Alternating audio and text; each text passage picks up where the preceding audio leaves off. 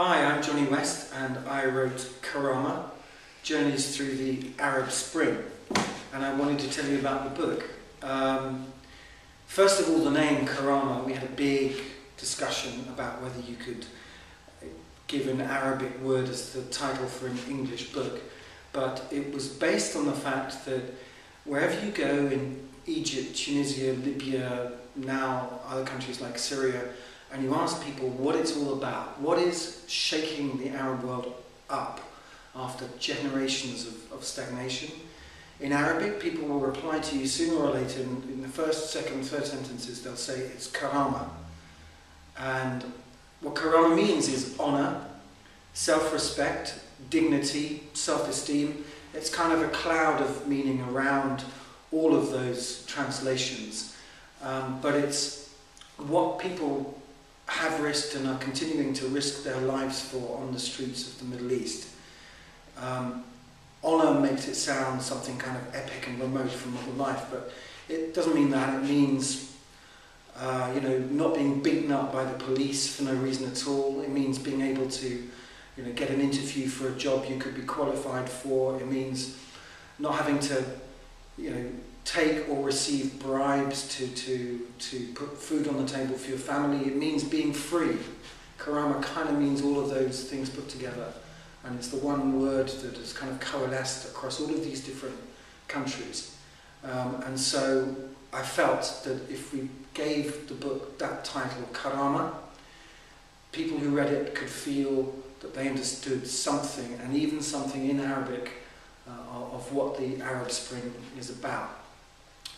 That's the name. I guess also what I was trying to do was to be the anti-news, not anti in a sense of against, but do everything differently from the news simply because we've got so much of it.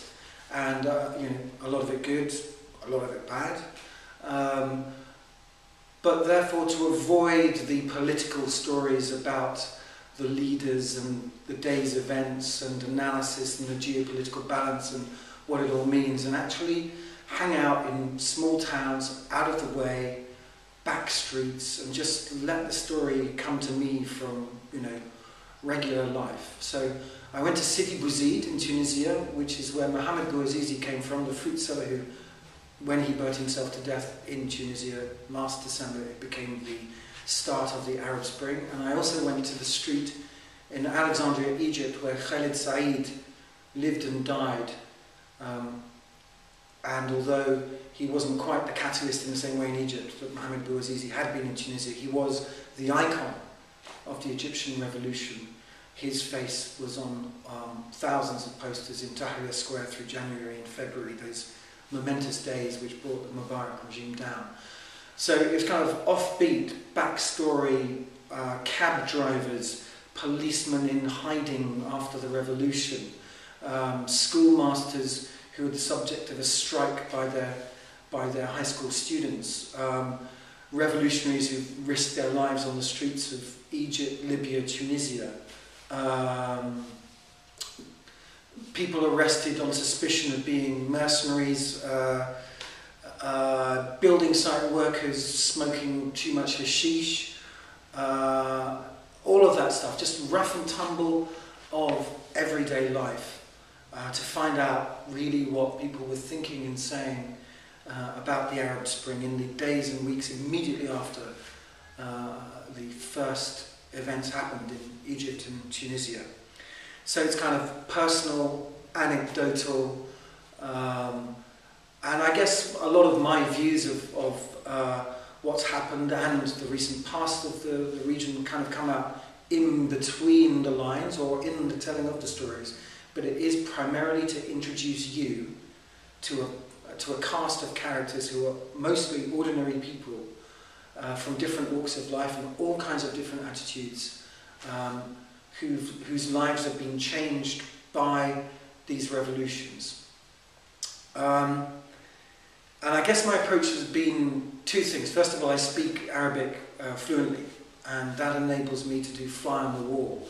And in fact, some of the most interesting stuff you can find is when people just forget you're there, and a taxi driver is having a screaming match with a woman lawyer about the role of women in the workplace, or a bunch of college graduates are trying to figure out their strategy to march on Tunis, or families of torture victims are trying to explain how you keep clear of the police when you know they're after you.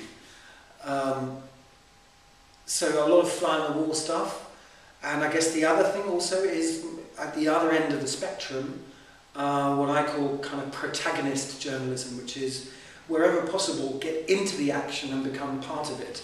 So you're giving up all pretense of neutrality and objectivity. So I spent a few days taking torture testimony for people who had been victims of torture in Tunisia. I ended up driving a minibus in Egypt, a rather short-lived career one afternoon, and wading into crowds of demonstrators to try and persuade them to go home for one reason or another.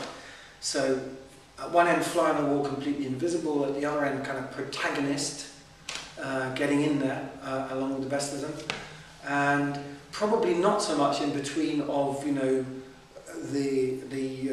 classical style of neutral objective reporting. Not because I don't believe in it; I believe passionately in it. But as I said, it's already being done, and we already have that stuff in our newspaper columns and across our TV screens every day. And I, above all, just wanted to give the reader two feelings. One is the feeling of being there, and the other is some sense of empathy with people I regard as heroes. Millions and millions of ordinary people who have done something heroic in the last few months. In a part of the world where we're so used to thinking about it as being hopeless, there is hope. So that's what I hope readers will get out of this book. Thanks.